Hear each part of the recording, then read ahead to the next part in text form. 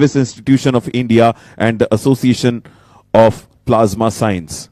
To the Government of Maharashtra, our state partner, for their unwavering support for defense manufacturing. To all our sponsors, exhibitors and media partners, you make this vision possible. And to our organizing team at Checked-In for their tireless work in orchestrating this national platform. The exhibition is now officially open. I invite all delegates to explore the showcase arena during breaks and witness India's finest defense innovations. Ladies and gentlemen, as we transition into our first technical session, let us reflect on a powerful truth. India's greatest defense strength has always been the courage of our soldiers. But today, we add to that legacy the genius of our scientists, the innovation of our engineers, and the boldness of our entrepreneurs. The next session will demonstrate exactly this. Ladies and gentlemen, our first session addresses one of the most significant military operations in recent history, Operation Sindoor. This was not just a tactical success, it was a strategic validation of India's indigenous capabilities. From aircraft to intelligence system, from logistics to command structure. The question we explore now, what lessons can we scale across India's entire defense manufacturing ecosystem? Moderating this critical discussion is one of India's most respected defense voices, a journalist who has chronicled India's military transformation with unparalleled insight. Please welcome Shri Nitin Gokhale, defense journalist and strategic affairs expert, to moderate this session. It was a little disturbance. Yeah, of course. They'll listen and they'll come back.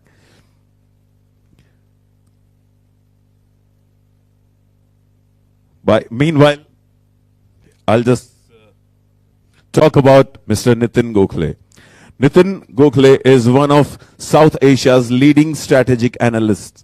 He is the founder of defense-related website bharatshakti.in and Strategic News International, sniyWire.com. Now a media entrepreneur, Gokhale has worked across print, web and broadcast medium since 1983. He has reported on India's northeast, the 1999 Kargil conflict between India and Pakistan, and the Sri Lankan Ilm War 4. Author of 6 books on national security affairs. Gokhale is an alumni of the Asia Pacific Center for Security Studies, Honolulu, Hawaii. He teaches and lectures at premier Indian defense training institutions like the National Defense College, the Army, the Air Force, and Naval War Colleges, the College of Defense Management, and the Defense Services Staff College, besides being a popular speaker at various seminars and symposium on civil-military relations, insurgency, terrorism, Asian security affairs, and military media relations. Ladies and gentlemen, our moderator, Mr. Nitin Gokhale. Now, ladies and gentlemen, I would like to talk about our next panelist for the session. Air Marshal Avdesh Kumar Bharti took over as Deputy Chief of the Air Staff in June 2025, an alumnus of the Air Force Academy, where he won the Sword of Honor. He has 3,300 hours of flying experience on fighter and trainer aircraft. He previously served as Director General Air Operations and was a key member of the IAF training team in Malaysia for Sukhoi 30 MKM training. His career includes commanding a Su-30 MKI squadron and serving as SASO at Headquarters Central Air Command. He has been awarded the Sarvottam Yuddha Seva Medal, Ati Vishishta Seva Medal, and Vayu Sena Medal by the President of India. Ladies and gentlemen, Air Marshal Avdesh Kumar Bharti. Next we have Vice Admiral Sanjay Mahendru, is a distinguished flag officer of the Indian Navy with nearly 40 years of service specialization as a submariner and operation officer. An alumnus of the National Defence Academy and King's College, London, he held the historic honor of being the first commanding officer of India's first SSBN, INS Arihant. His extensive command record includes the vessel INS Shalki, INS Krishna, INS Rajput, as well as the submarine training establishment INS Satvahana.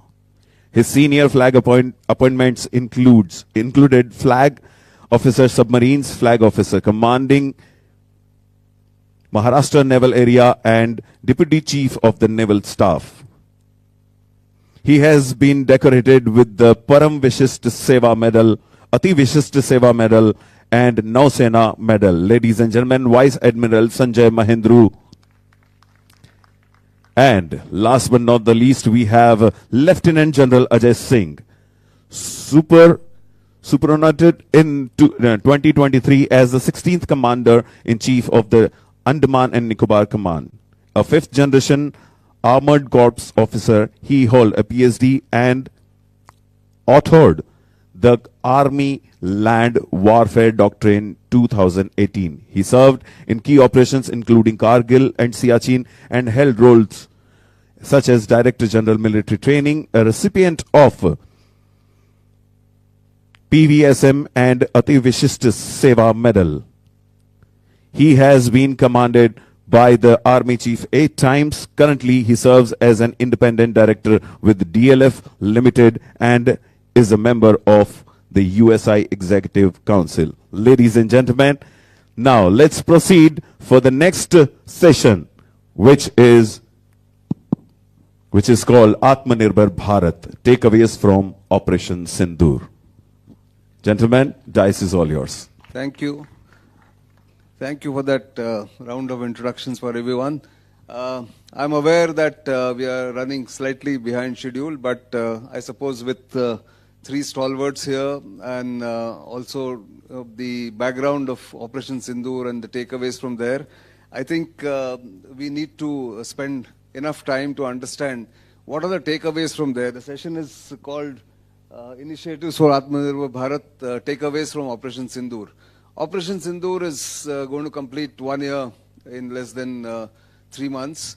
And of course, we must move on from there. It was a successful operation, very important in India's military history, certainly.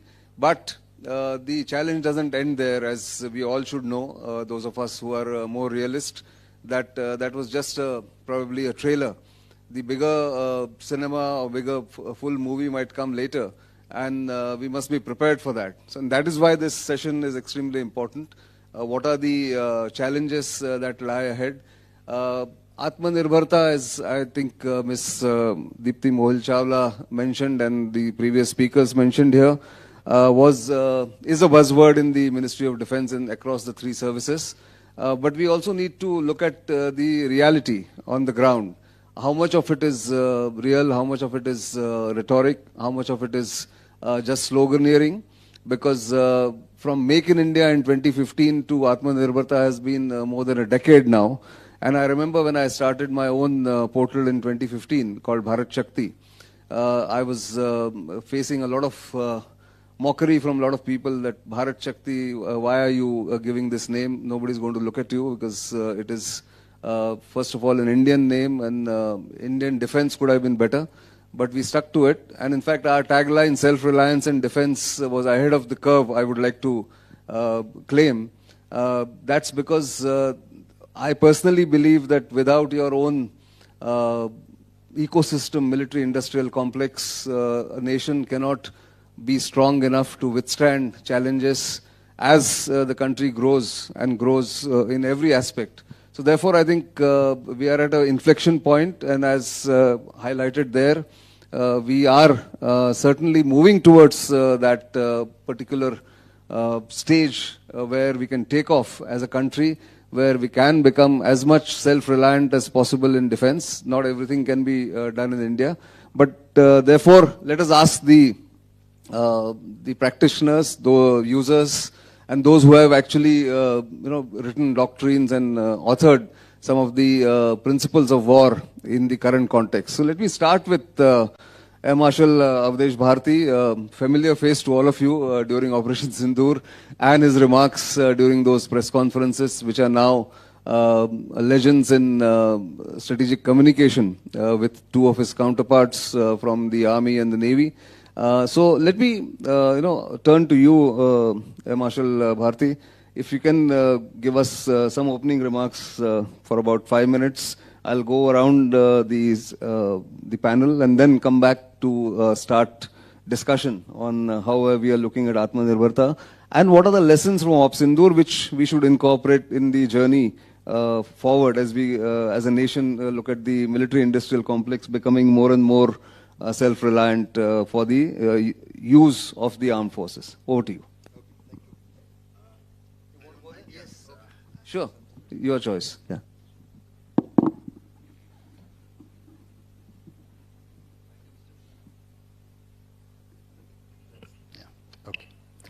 Thank you, Mr. Nitin. And yeah, 5 minutes. I plan to take about 5 minutes. If I do exceed, then please do remind me.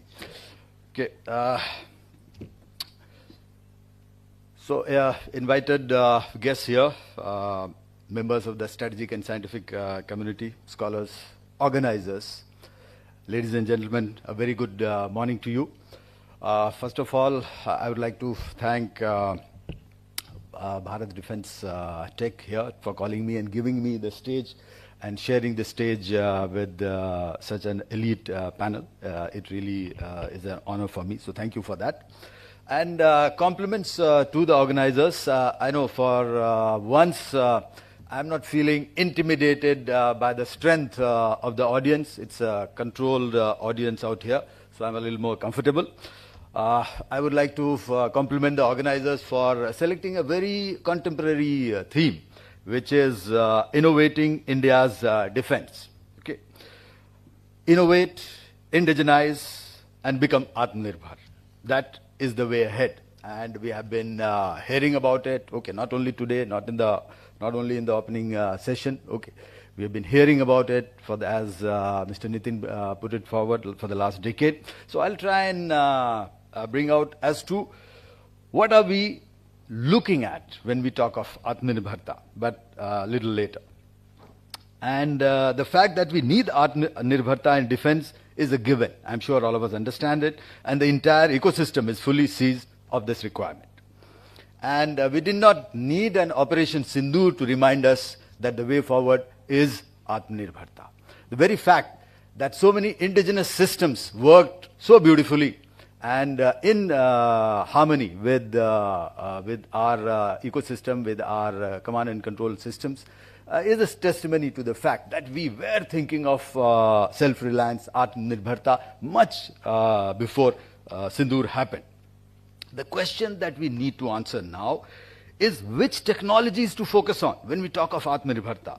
Do we concentrate on indigenizing the existing technologies and play the catch-up game?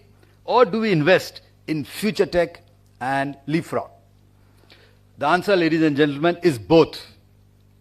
Leapfrog we have to, and in the process we have to catch up. There is no other way. We need to attain strategic autonomy in critical technologies, from secure chips to communication systems to hypersonics to airborne platforms to space platforms. Loaded words. We have heard of it so many times. But how do we translate it into deliverables? That is the challenge, and that is what our future conferences must delve on. We all know these terminologies, but how do we translate that into deliverables?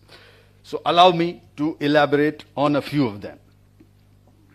First and foremost, what I would like our industry, our academia to concentrate on is sensor technologies, both ground-based as well as airborne. RF sensors, especially in lower bands, EOIR sensors, space-based sensors. We need enhanced sensors on our aircraft, on our UAVs, on our satellites. Weapon seeker technology. That is the next that we must concentrate on when we talk of Atmanirbharta. Considerable effort is going on in developing weapons, the propulsion system, the kinetics, the metallurgy. But hardly anybody is looking at the seekers. So let's invest in it. Next, the big ticket innovations. Core aero engine technology for our, maybe start with transport, helicopters, and ultimately reach fighters. Maybe the next gen adaptive propulsion. Yes, it's a very big ask. But then, unless we dream big, we aim high, we will not reach there. And the government of India is seized of this requirement of infrastructure, of investment, and it is going to invest in certain infrastructure which will facilitate such an engine development in India. And we, from our side, from IF side, are looking at facilitating the testing and certification processes. I know that in aviation technology, the time frame from the time you conceptualize something to its ultimate operational availability is a time-consuming process, because the Q&A, the certification processes are quite stringent, and rightly so, they need to be. So we are in the process of formulating a policy wherein we will facilitate that. So please do not hesitate to delve into these technologies. If we talk of future tech, artificial intelligence, we have talked about it enough, and we will keep talking about it. So where do we need to take this artificial intelligence? The usage of artificial intelligence in defense sector is all pervasive. There are huge opportunities for this. AI-driven, real-time, big data analysis engines, AI-based multi-sensor fusion. You're looking at the same threat from 10 different directions, and you need somebody to tell you that this is not a 10-headed anaconda, this is one single threat which is emerging, which you are seeing yourself from 10 different directions. So that we need to be told in real time. That is possible only by use of AI. AI-based recognition. It should be able to tell me, hey, your friend has moved from X place S to place Y, but it is the same threat. I need to know that in real time. Change detection, fatigue analysis and failure detection and predictive maintenance and many more such uses. We need to invest in quantum computing. We need to be able to invest in quantum sensing, to sense that minutest change in gravity and magnetic field so that our navigation systems become robust. We are relying on GNSS, which very soon is not going to be available in real time in the times of ops. We are relying on INS, okay, which has its inherent errors. So we need to go into quantum navigation. We need to go into quantum secure communication and encryption. That is the way forward. Robotics. Increasingly, there will be an interface between manned and unmanned platforms. So we need to invest in robotics. How will that unmanned platform interact with the manned platform? And whenever required, it can take autonomous decisions. So we need to invest in robotics. Space tech has already been spoken about. I will not delve too much here. Can I interrupt and ask you? Okay, so give me 1 more minute. I'll just list it. Smart weapons, DEW, laser guided weapons, hypersonics. We need to invest in supersonic, in hypersonic and scramjet engines. And we need to invest in small form factor electronic warfare payloads. The list is endless. Opportunities are huge. The time to invest in is now. Here, I would like to put in a word of advice for our R&D organizations, DPSUs, as well as private enterprises. And the advice is, let us get our program management act together. There are huge delays across the spectrum. Our R&D timelines, our contractor delivery timelines can no longer remain in the time warp of COVID and supply chain disruptions. Gentlemen, let's get real. This is the new normal. We need to deal with it and deliver. As for IF, we are fully committed to our quest for indigenization and Atmanirbharta. We are running more than 150 IDEX, TDF, and MAKE projects. However, all of these are low and mid-budget projects. What we need is the big industrial houses coming together and investing big and give us something tangible, something huge in future. Maybe in terms of aero engine, as I said, maybe a stealth UAV, or maybe even the next gen or the 6th gen aircraft. So with that, I will stop here, and maybe if there are questions, then take it during the Q&A. Thank you very much. Thank you. Thank you for so many things to unpack there. Actually, that's why we will have a discussion rather than, he telling you this. Let me ask him some of the questions later. But let me invite Vice Admiral Sanjay Mahindru. Again, like you heard, a submariner. We'll have lots of questions to ask about that. But maybe you can do your opening remarks, and then we'll come back to some discussions on that. Yeah.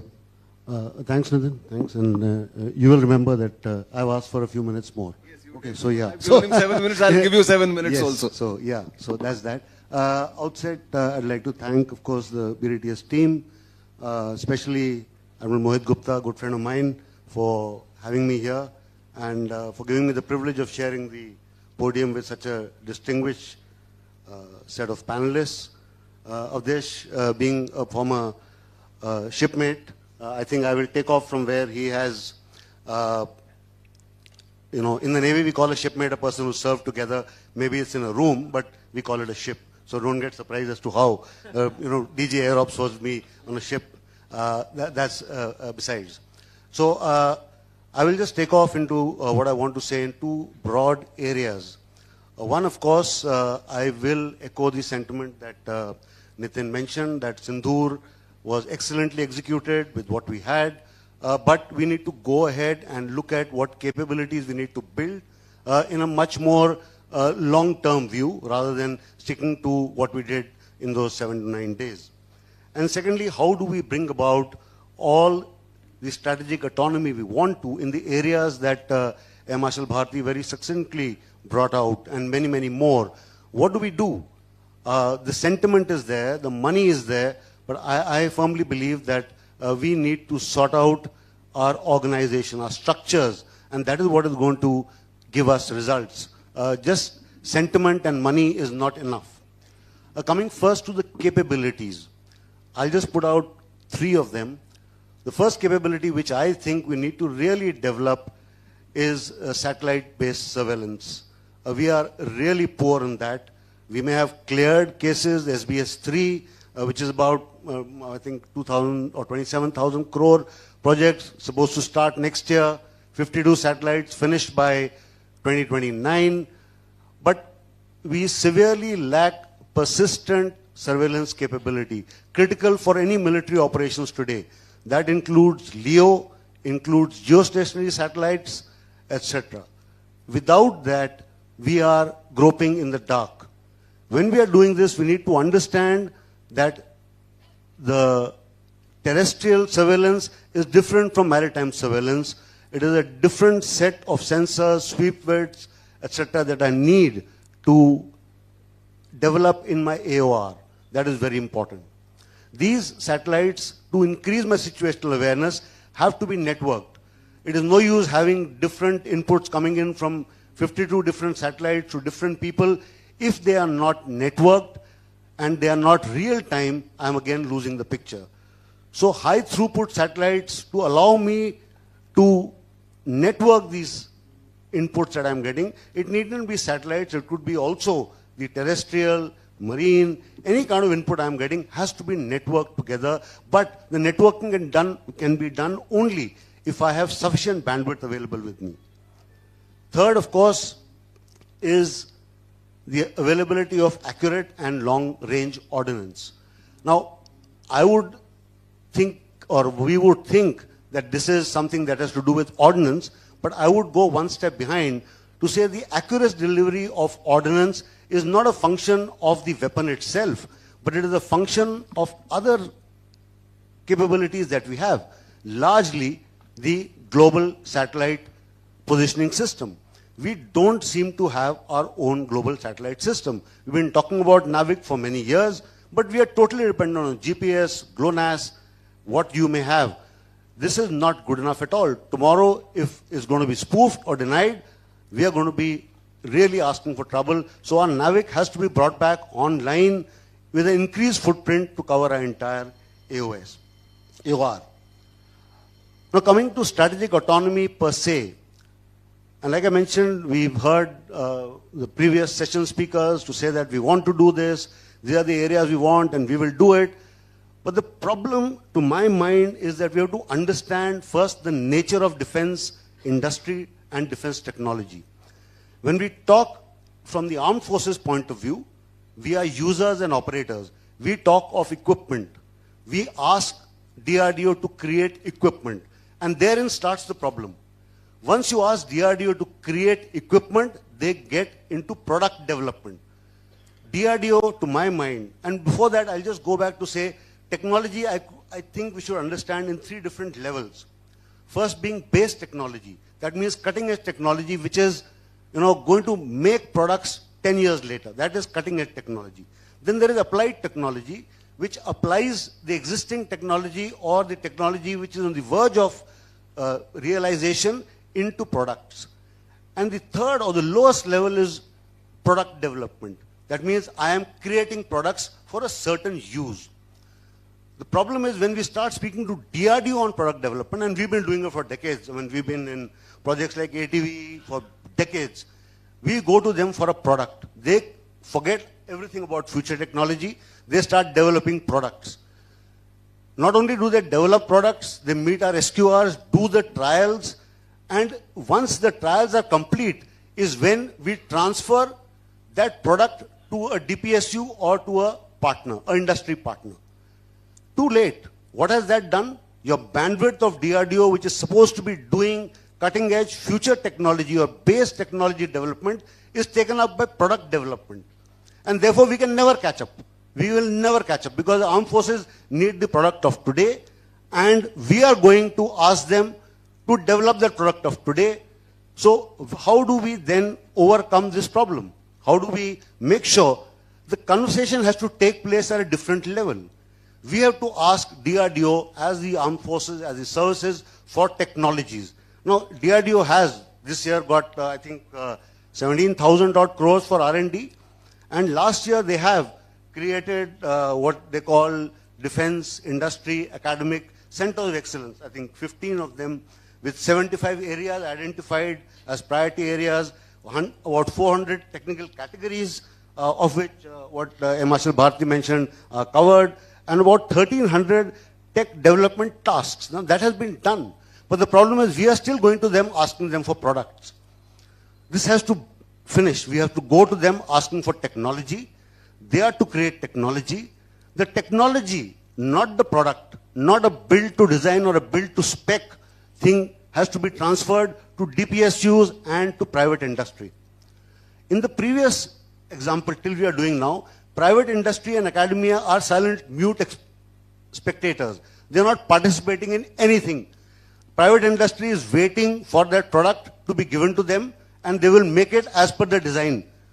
DPSUs are waiting for the same thing. No contribution. Academic institutions, zero contribution. They don't know what to look for. They don't know what they need to work on. There is zero contribution. We keep saying we have worked out in the last 2 years, I would say, a lot of technology innovation hubs. I'm involved with the IITs, a number of them, and we go to them. The problem is there is no one to explain to them what we need. Again, we are always talking about products. The young people in IITs want startups. They want to make products. Wrong end of the stick again. If we keep going to the product end of the stick, we are going to be exactly where we were 10 to 15 years behind.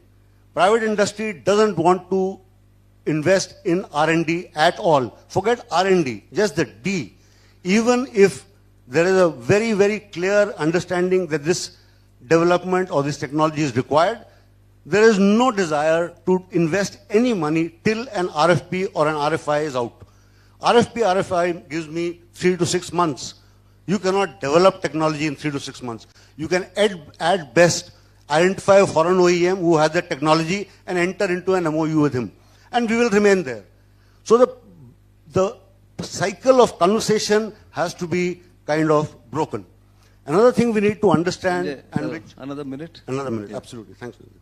Is we need to understand, which was mentioned earlier, is that the defense industry is not largely an MSME or SME industry. All the IDEXs, all the INDUSXs are again at the very low end of what we are trying to do, at the component and equipment end. We need to make systems. Who is there making the interfaces of these systems, of these components that we are doing, finally, so that they become one component? We are talking about exporting.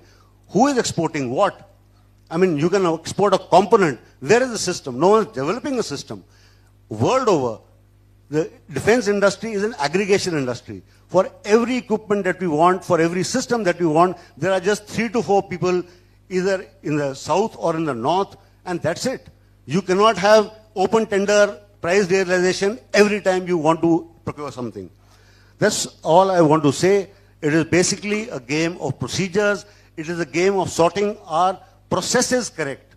DAP 2025, I understand, is out. I would love to read it and see if it takes our ability to develop technology further. I haven't seen that document, and M. Marshall is shaking his head. I hope it is not like that. Otherwise, we will keep running Amazon like a Kirana shop, and you know how that is going to end up. Thank you. Well, I think there's a lot to discuss on all that. Certainly, you've highlighted, and I'm glad you did that. Plain speaking is extremely important if we have to move forward, because there are problems, there's no doubt, and we have sort of papered them over many a times. And I think there is a need to have an honest discussion with all stakeholders and not just say or pay lip service to that. But General Ajay, over to you for your remarks. And I think since you spoke the doctrine, the land doctrine that you were involved in, and maybe take 5 to 7 minutes, and then we'll come back for discussion. Over to you. Nitin, I'd like to firstly thank the organizers who considered me suitable enough to speak to you. I put a 4-minute timer so that when it buzzes, I'll finish within 5. You're giving me 7. I may not need it. Gentlemen, whatever I've come to speak to you about is something I penned down right now on the mobile while hearing eminent panelists speak. This is a vast subject, and we have to be clear what are the deliverables we are looking for. Yes, I wrote the land warfare doctrine. I reorganized Army headquarters after the standoff at Dokala, and the Army's strategic op orientation after the standoff at Galwan. But I would request we take a step back and look at the larger picture. A few days ago on Twitter, I was reading, I spent lots of hours listening to or reading up on various handles. There were 2 roommates, a Chinese and an Indian, in a college in America, long back, about 20 years ago he was writing, or 25. When he was saying, I believe your trains run at 120, and the Chinese was not very happy, he said, our trains don't run at more than 40.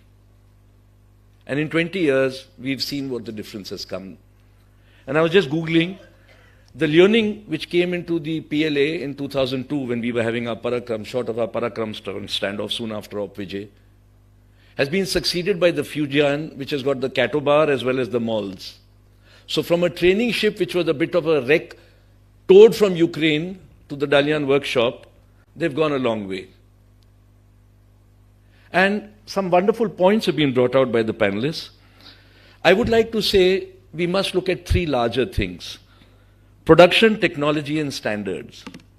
China became the manufacturing hub of the world through low-cost production. They sponsored. What they did is a matter of detail. If you're export-orienting, 100% loan, free land, free electricity, water, labor will be lined up. That's a separate study. So they garnered and captured world production.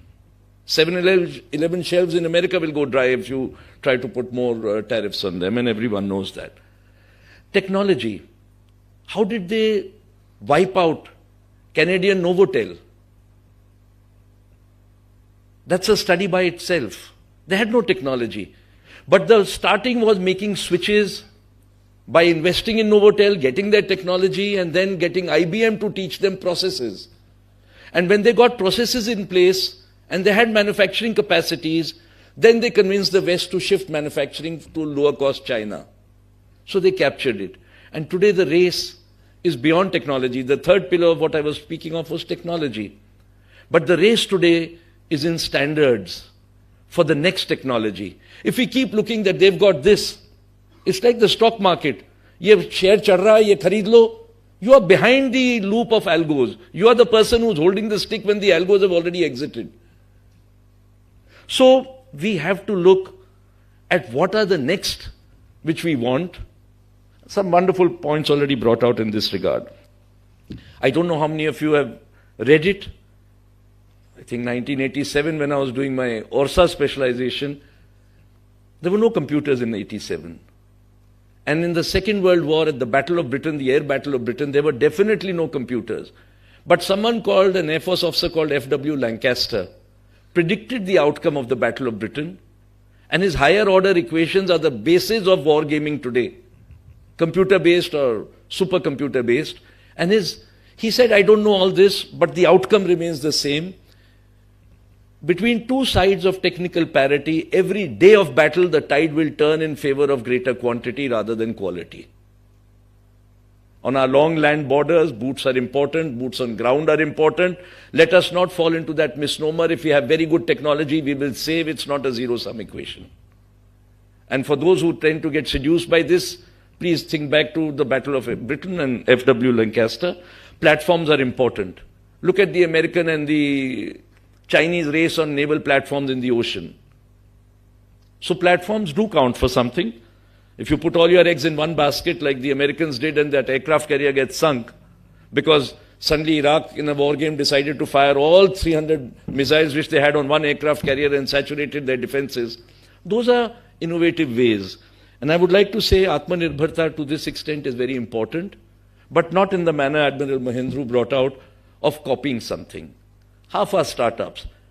But if you look, why did Elon Musk and SpaceX go so fast? They had deep pockets and the capacity to fund failures. We have gone from Make 2 to Make 3, this is our challenge, khud bana do. 200 MSMEs are into the blue ocean or the red ocean. 2 will get orders and the rest will lose and they will never venture into defense manufacturing again. Do we need 5% of CSR? We don't want extra budgets or extra money, but can you say, okay, all CSR, 3% will go into CSR and 2% will go into R&D. Where into R&D? Our various challenges of the services will determine it. It's not a new idea. I gave it in the Combined Commanders Conference in 2023 to the Prime Minister.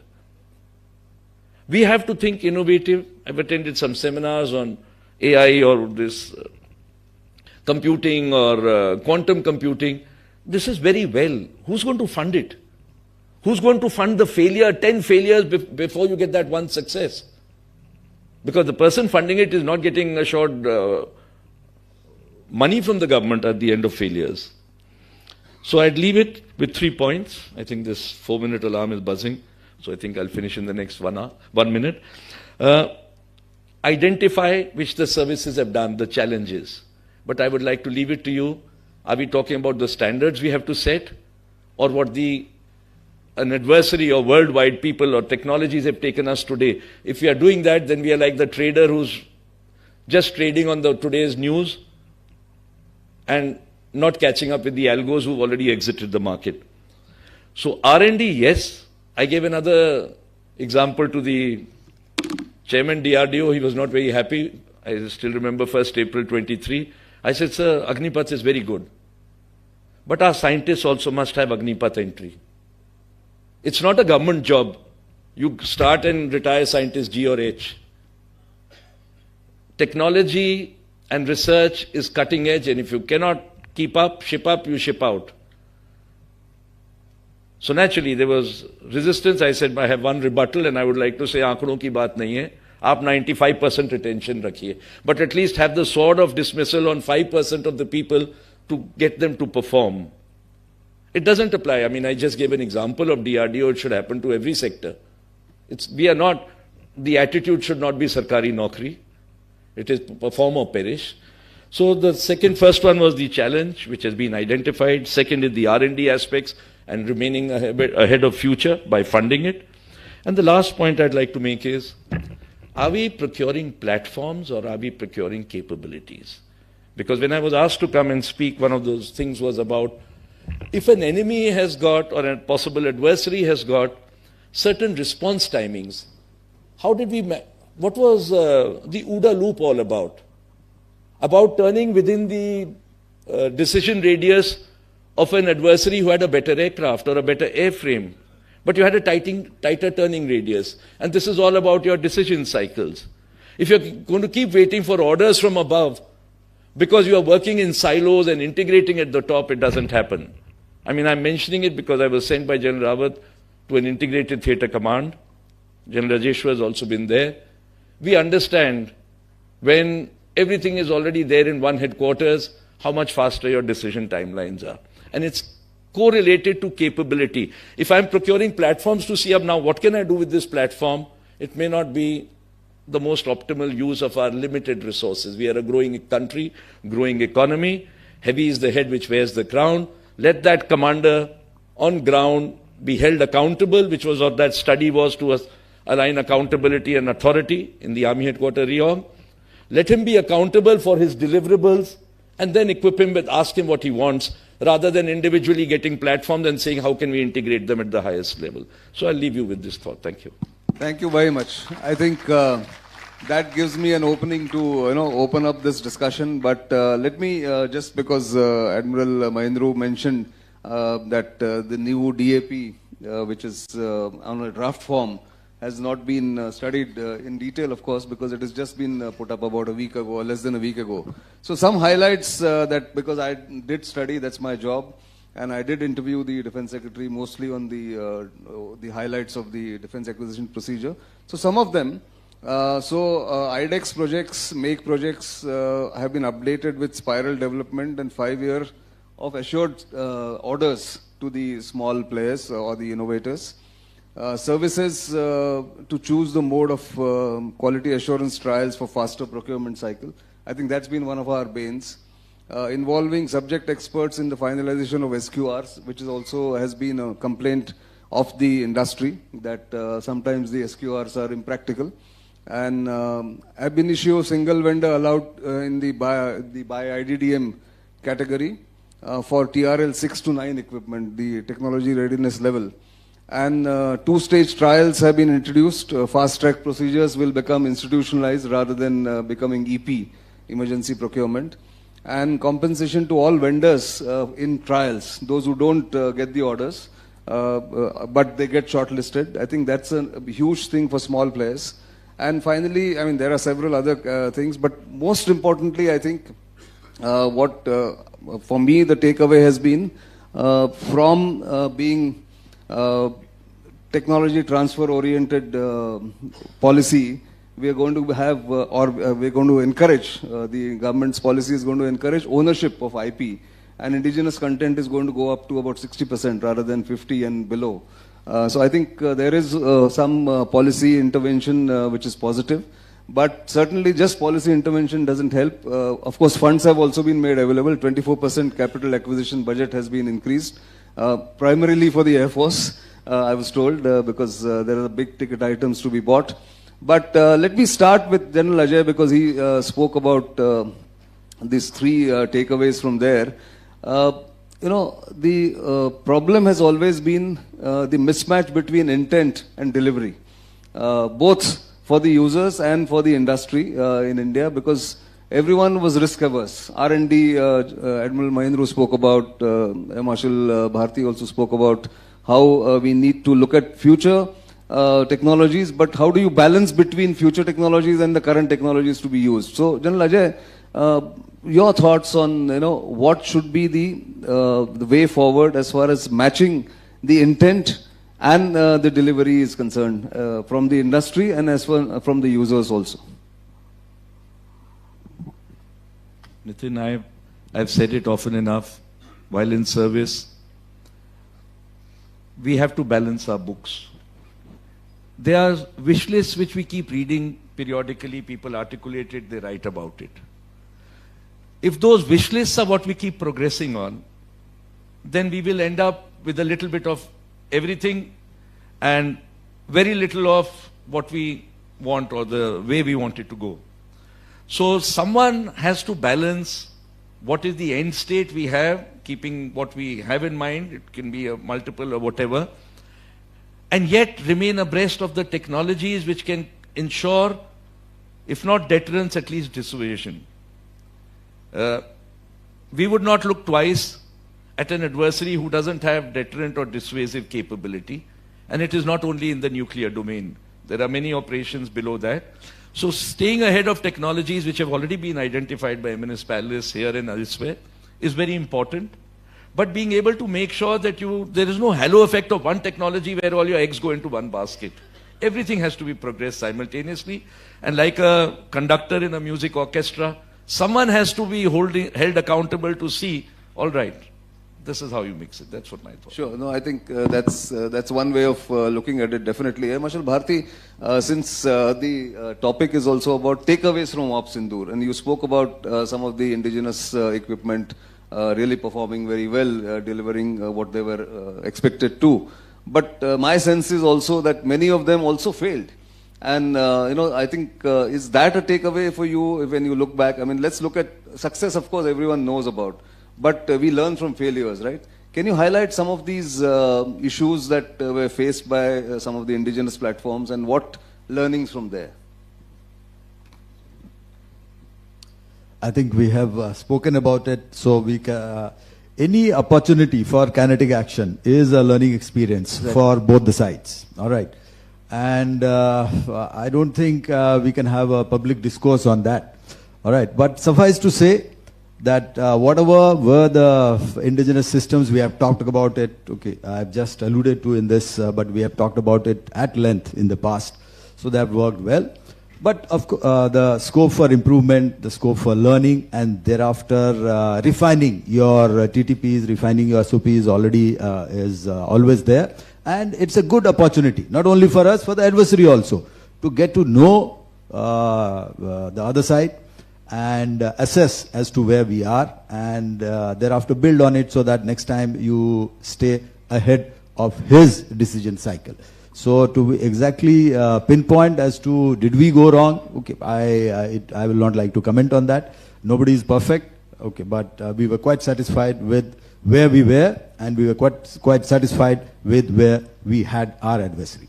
Oh, that's okay. I mean, I'm not going to insist on telling us the specifics of it.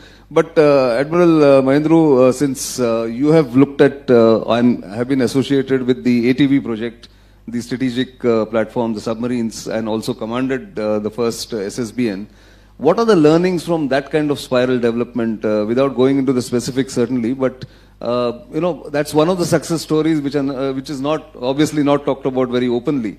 But some broad lessons from there about how indigenous systems, indigenous technology, of course, sort of borrowed from somewhere else, but then improved upon. How did it work, and how successful has it been?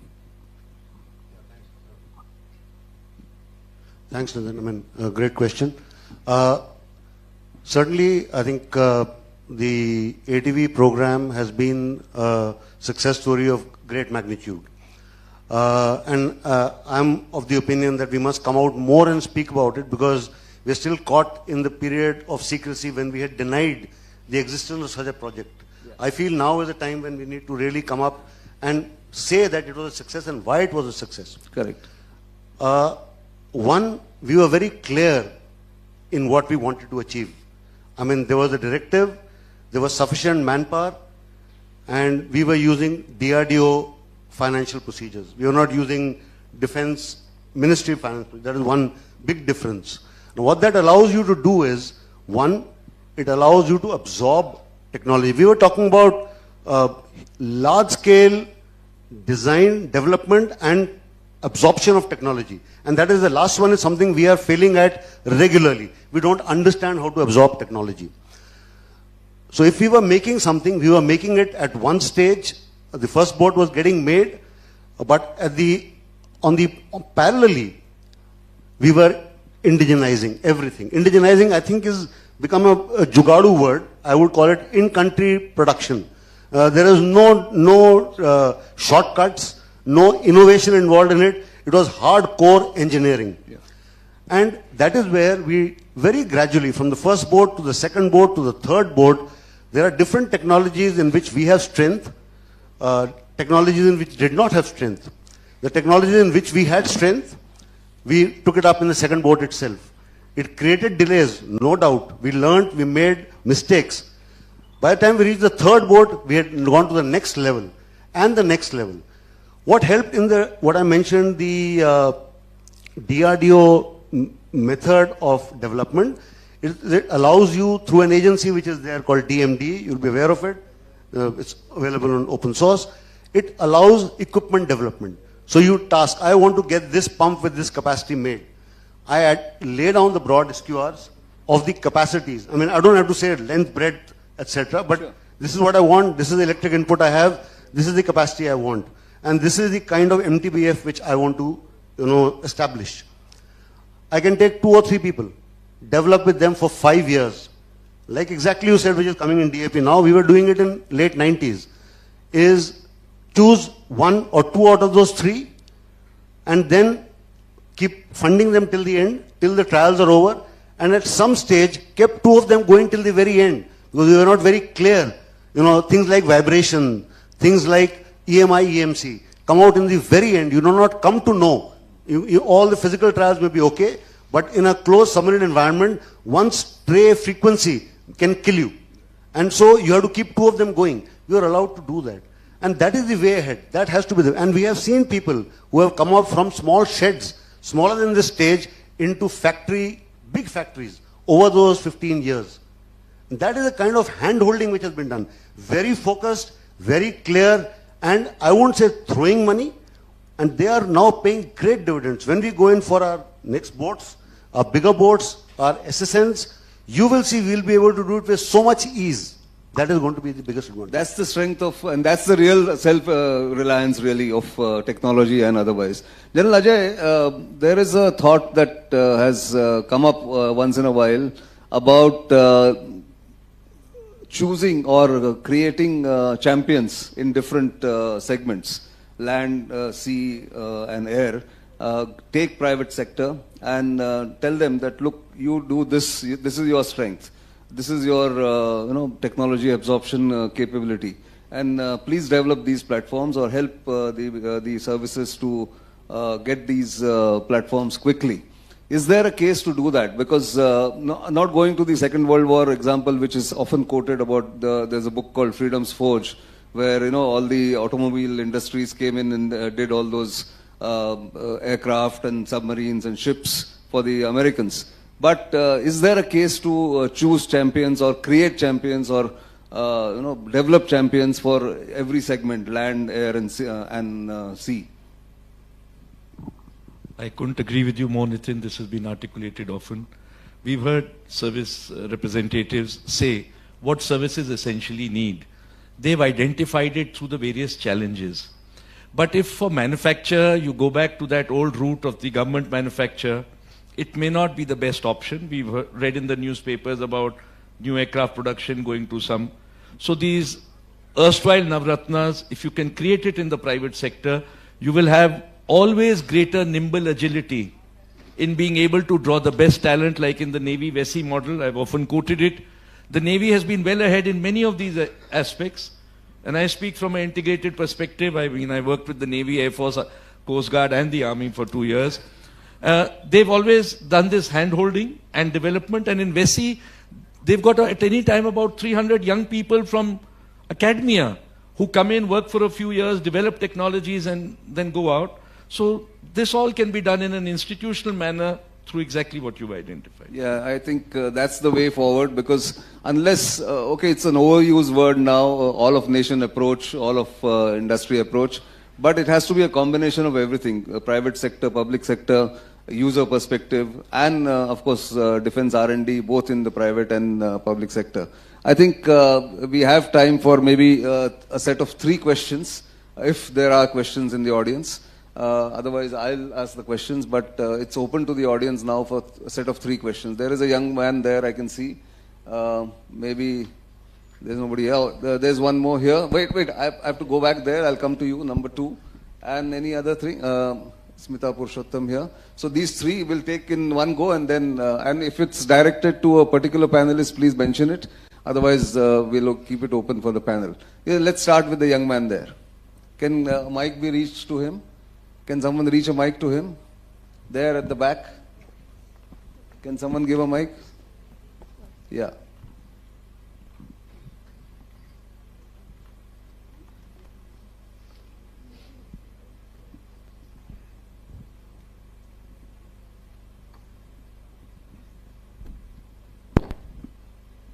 Briefly, okay?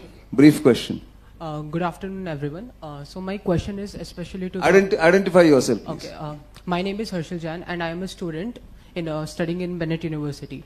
So my question is that recently America approved fighter jets for 6th generation along with drones, which can work on swarm technology and have decentralized access of intelligence.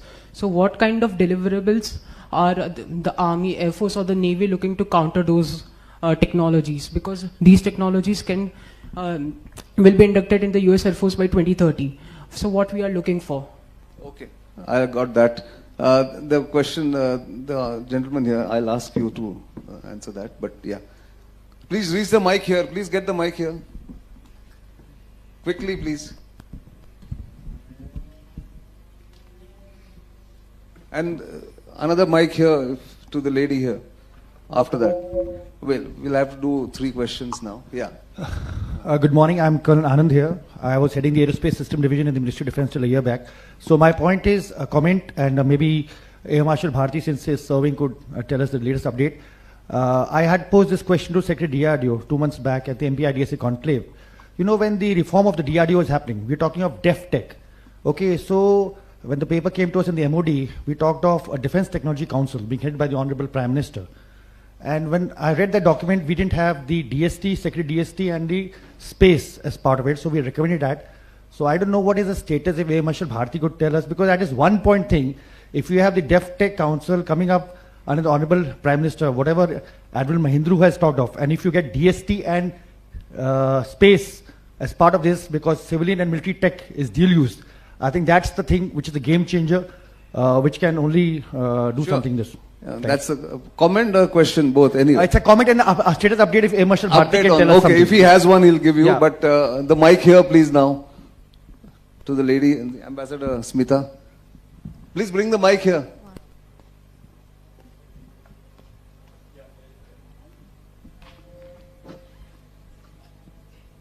No. You don't need to shout. Thank you. Absolutely wonderful session since morning.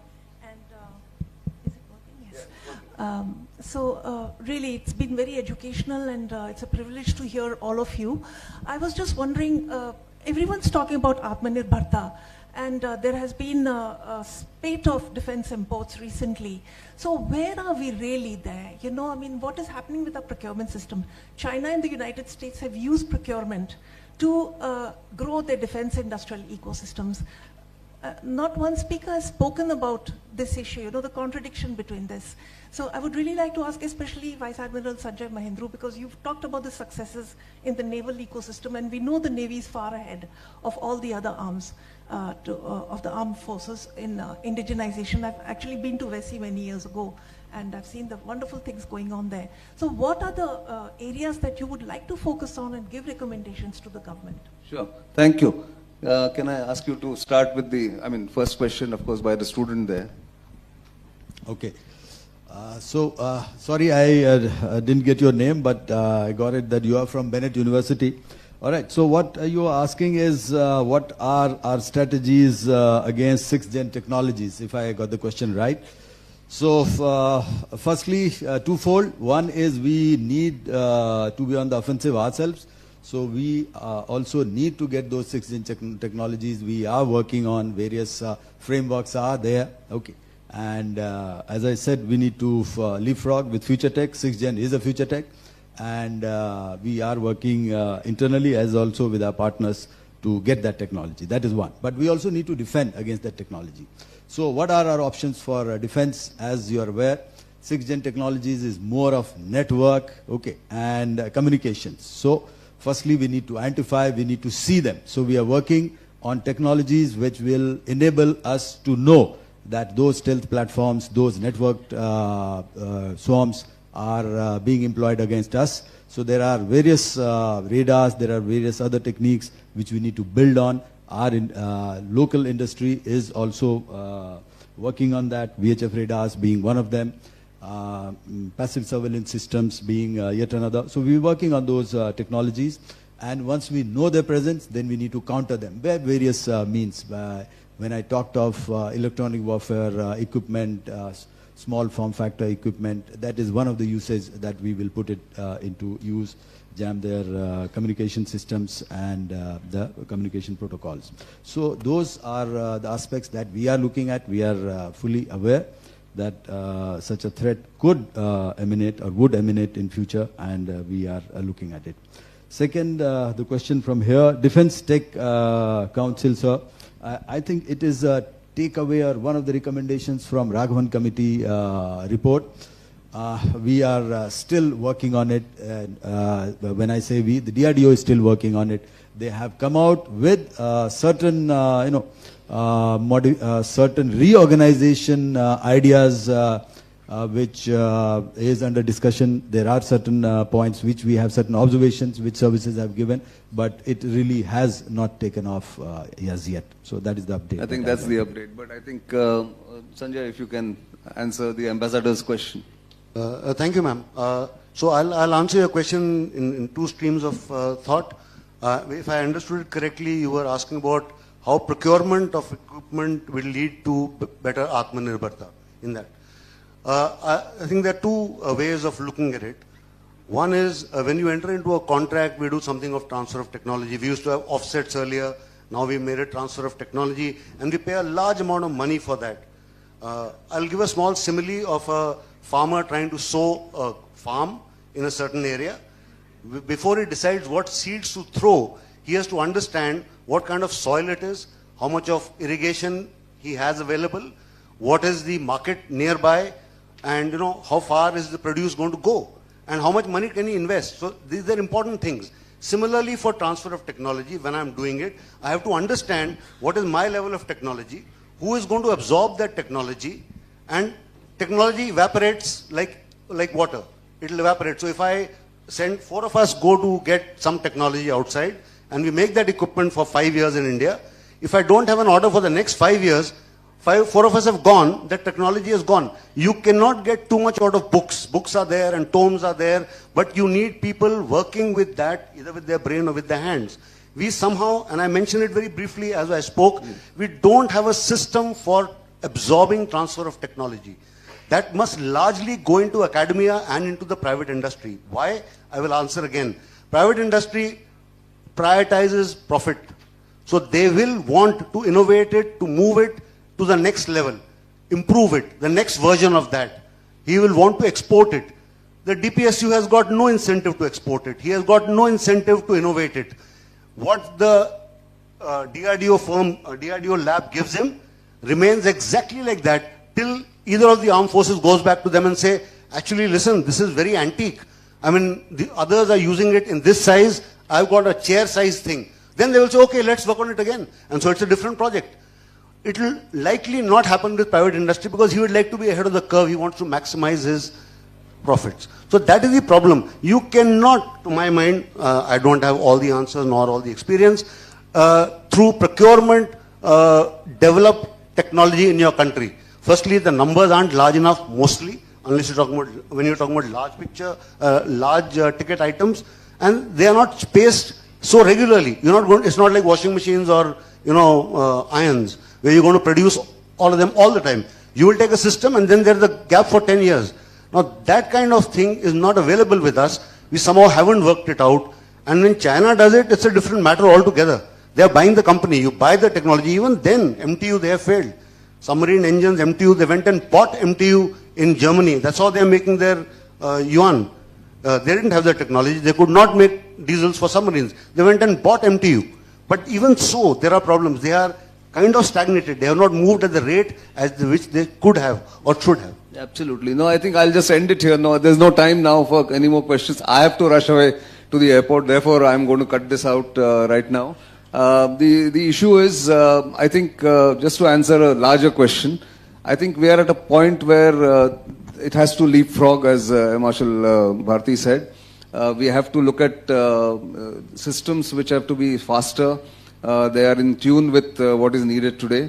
not just the government, not the policies alone, but the budget, the industry, the private industry. And I can tell you, because I watch this space as a day-to-day business, that's my day-to-day job. And I can say this, that things have changed, are changing faster than before. There are enough people who are interested in investing in technology, in R&D, and also production of world-class quality as far as Indian defense industry is concerned. It was fledgling. It has now come to a stage where it can walk by itself and maybe start running in the next 5 to 10 years, given all the incentives there. And it's an old adage, but overused. And but I still will say this: the only constant is the change that is coming in. From we used to hear network-centric warfare. Now I hear data-centric warfare. Maybe I'll hear something else, quantum-centric warfare, in the coming 5 years. So I don't know. We'll have to see how. But we have to be nimble and quick enough to absorb and adopt and adapt technologies going forward. I think I'll end here. Thank you very much for the organizers for giving me this opportunity. Thank you so sorry much. I had to cut this. Thank you. Thank you so much. Before we move on to the next session, I would request Shri Nitin Gokhaleji to please felicitate all the panelists here.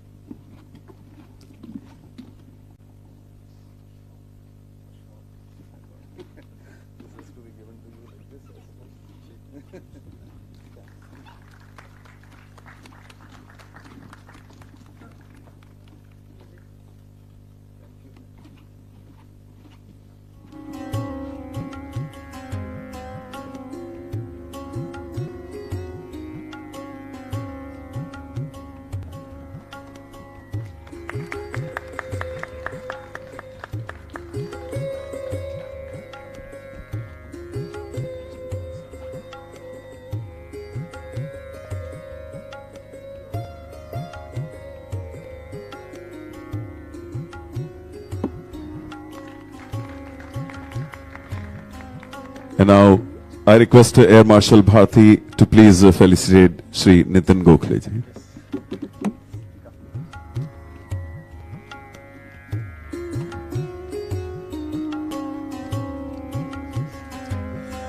Thank you so much, Shri Nitin Gokhaleji, and our distinguished panelist. Operation Sindoor proved that when India designs, develops and deploys its own system, we don't just succeed, we dominate.